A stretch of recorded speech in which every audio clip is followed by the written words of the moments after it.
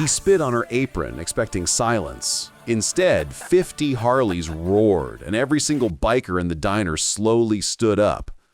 This is the story of how the world's most feared motorcycle club taught a spoiled rich kid the cost of respect. The air hanging over Route 66 in the late afternoon was thick and golden, smelling of high-octane gasoline, sun-baked asphalt, and the perpetually brewing coffee of the Chrome Cactus Diner. This wasn't a tourist trap, it was a relic, a monument to Americana clinging to existence. The late October light, low and honeyed, poured through the greasy windows, illuminating motes of dust dancing above the red vinyl booths. Inside this pocket of forgotten America moved Emily Carter. At 22, her beauty was the weary kind, not faded, but dimmed by constant effort. Her uniform, a pale blue cotton dress and a white apron, was spotless, a testament to her meticulous nature. She carried the weight of the world on her shoulders, disguised as a tray of fries and a stack of coffee mugs. Her exhaustion was real, a constant low-level thrum beneath the surface, fueled by the staggering cost of her father's treatments for advanced lung disease. Her father, a retired mechanic who had spent his life fixing engines and telling stories, was waiting on a transplant fund. Emily worked triple shifts, counting tips, praying for miracles, and hiding her anxiety behind an unwavering, gentle kindness. She was the soul of the Chrome Cactus. She served everyone with the same quiet dignity, the truckers passing through, the lonely seniors, and, most notably, the fearsome few who considered the diner their home turf. Low, throaty rumble was the usual precursor to their arrival. Today, it was a thunderous, rolling wave, signifying the full presence of the Desert Dogs, a chapter of the Hells Angels with a reputation as long and dark as the shadows their bikes cast. 50 Harleys, chrome flashing in the setting sun, parked with surgical precision outside the diner. When they entered, the atmosphere didn't just change, it solidified. These were massive men, leather-clad, their faces weathered, and bearing the history of hard lives lived on their own terms. Most patrons stiffened, instinctively lowering their gaze. But not Emily. She walked straight to the counter where their leader, Rick Bear Lawson, sat. Bear was a legend, a man who commanded respect not through fear, but through an ironclad sense of justice. His beard was steel gray, his eyes were the color of storm clouds, and his silence was more intimidating than any shout. "The usual, Bear?" she asked, her voice soft but steady. "Only if it comes with that killer smile, Em," Bear rumbled, a small, genuine crinkle appearing at the corner of his eye. She poured him a cup, dark and hot. She saw the man, not the myth. She saw the loyalty, the code of honor they lived by, and the quiet respect they afforded anyone who treated them like people, not problems.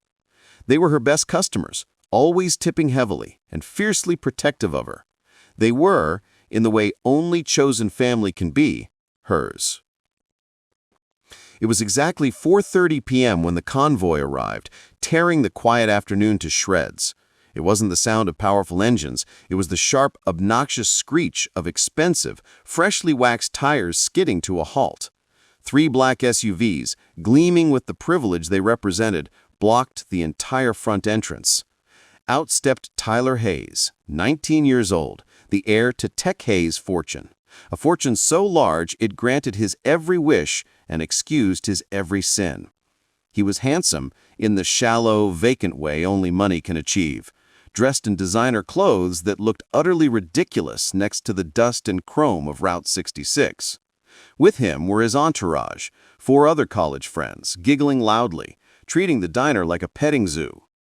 They strode past the bikers, ignoring them, which was worse than insulting them, and slid into a large booth. Tyler's eyes barely registered Emily when she approached.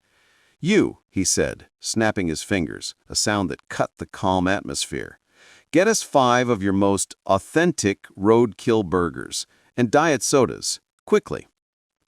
Emily's smile tightened, but she didn't falter. "Certainly, sir. The Road King specials coming right up." At the counter, Bear and his 50 men watched. They didn't need to exchange words. They recognized the type, the kind of person who uses sir and ma'am as tools of condescension. Emily returned, expertly balancing the enormous tray.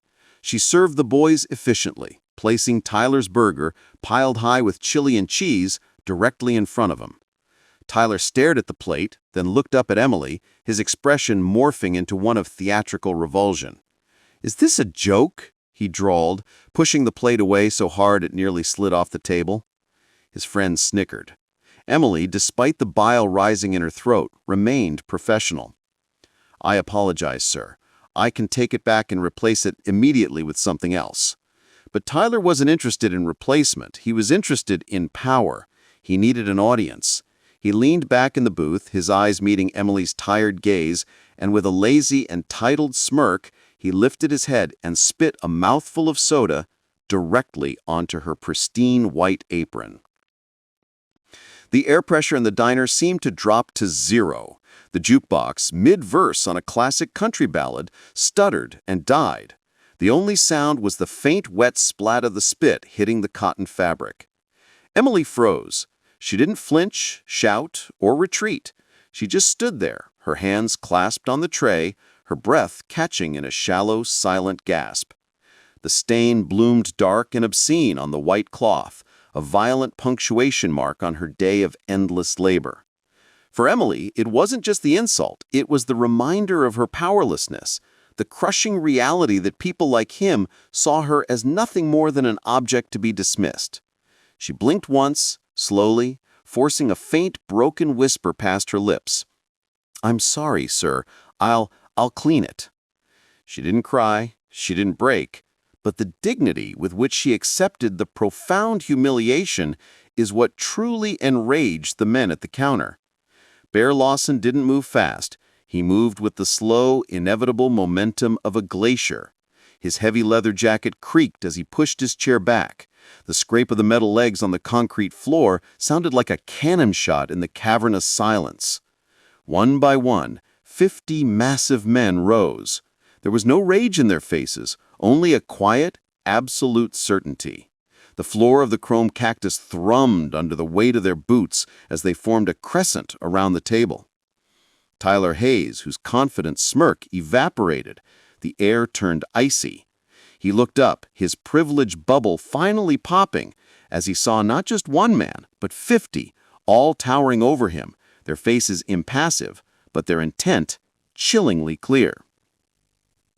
Bear was the only one to speak. He didn't raise his voice above a gravelly whisper. "You came into our home, son," Bear said, his shadow falling completely over Tyler. "You ate our food, and you disrespected the only clean thing we've got here." Tyler laughed, a nervous, high-pitched sound. "Hey, man, it was a joke. Look, my dad's a lawyer. You guys don't want any trouble." Bear leaned in close, his face a mask of disappointment. "Trouble?" he asked, the single word cutting like a whip. "You think we're here for trouble, kid? We're here for a lesson. You just spit on a good woman who works 2 jobs to keep her sick daddy alive. You think money buys you the right to pollute kindness?" Outside, with no signal needed, the first Harley engine coughed to life, followed immediately by another, and then another. Within 30 seconds, the massive rumble of 50 V-twin engines vibrated the windows of the diner and rolled across the desert like an approaching storm front. Tyler and his terrified friends were escorted out, surrounded by a wall of leather and denim. Bear stood before them, bathed in the red light of the dying sun. "Nobody's touching you," Bear stated, his voice now loud enough to be heard over the rising engine roar. "We're not cops. We're not thugs. We're teachers. And you just enrolled in the School of Hard Knocks." He pointed a massive gloved finger at the Chrome Cactus. "You and your friends will be here at 6 a.m. tomorrow. You'll wear a uniform, you'll clean the bathrooms, scrub the grease traps, wash dishes until your hands bleed, and take orders from Emily. You will work until you learn what respect feels like. The kind you earn, not the kind your wallet buys." Tyler saw his pampered life flash before his eyes and tried to argue. "A week! You can't force us to—" "A week," Bear confirmed, his voice dropping to a dangerous register. "And if you miss one shift, if you disrespect Emily one more time, or if your daddy's lawyers try to step in, we will not come looking for you.